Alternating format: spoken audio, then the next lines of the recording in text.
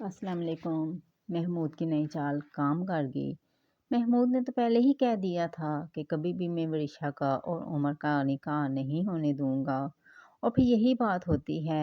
इधर वरिशा दुल्हन बन के बैठी हुई है और उधर महमूद कुछ तस्वीरें उमर के घर वालों को भेज देता है और मामला बिगड़ जाता है। वो लोग फ़ोन करके मना कर देते हैं कि हम निकाह नहीं कर सकते। जब ये खबर मुख्तार को और बहाज को चलती है तो वो फ़ौरन उनके घर पहुंच जाते हैं। महमूद कहता है महक को कि तुमने उनको जाने क्यों दिया।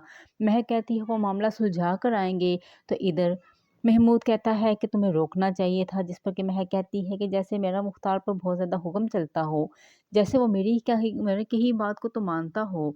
लेकिन महमूद कहता है कि जैसी चाल मैंने चली है, उमर कभी भी वरिशा को नहीं अपनाएगा।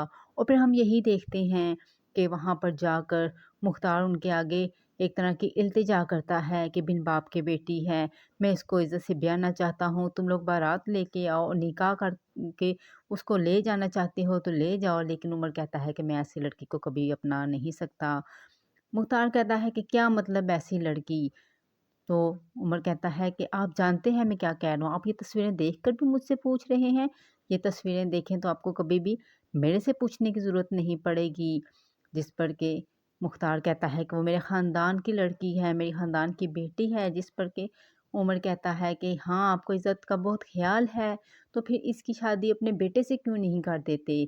इसकी शादी वहाज के साथ कर दें और मेरी शादी शिफा के साथ कर दें, तो सारे मामलात सुलझ जाएंगे और दोनों के घर भी बस जाएंगे।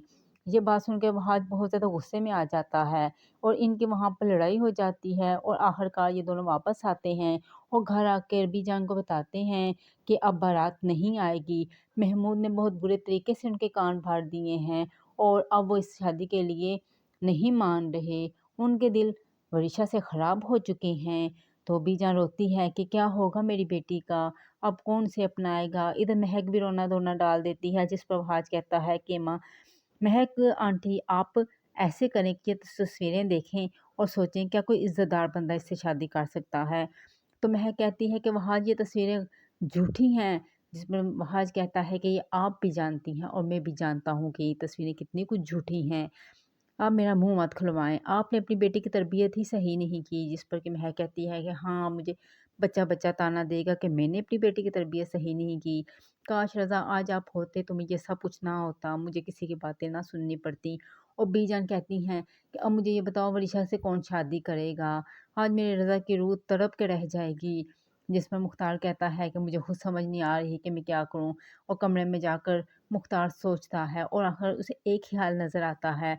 वो शफ़ा के पास जाता है और कहता है कि बेटा मेरी तुझसे एक इल्तिजा है कि तुम शफ़ा मेरी बेटी हो और तुम अगर वहाज का पीछा छोड़ दो, वहाज से दूर हो जाओ और उसको किसी तरह से इस बात पे आमादा कर लो कि वो वरिशा से शादी कर ले, तो मैं सारी ज़िंदगी तुम्हारा एहसानमंद रहूँगा। जिस पर शिफ़ा कहती है कि मामू जान जैसे आप चाहते हैं वैसा ही होगा। लेकिन शिफ़ा दिल ही दिल में सोचती है कि ये तो मेरे लिए मरने का मुकाम है, मेरे लिए ये मौत है, मैं वहाज के बगैर ज़िंदा नहीं रह सकती। जब से मैंने होश से संभाला तो मेरे दिल में एक ही थी बात कि मेरी शादी वहाज के साथ होगी। मोहब्बत की तो सिर्फ़ और सिर्फ़ वहाज के साथ की, और आज जब शादी का टाइम आ रहा है तो वो मैं मुझसे दूर हो रहा है, वो किसी और का होने जा रहा है, ये बात मेरे से बर्दाश्त नहीं होती। इधर शीरी भी बहुत ज़्यादा परेशान होती है। वो कहती है कि वरिशा का तो घर नहीं बस पा रहा, लेकिन मुझे लगता है कि अब उसका घर बस जाएगा और मेरी बेटी का घर नहीं बसेगा। तो आपको क्या लगता है कि क्या ये दोनों माँ-बेटियाँ अपने इस मंसूबे में कामयाब हो जाएँगी? अगर वीडियो अच्छी लगी है तो प्लीज़ लाइक कर दीजिए। बहुत शुक्रिया।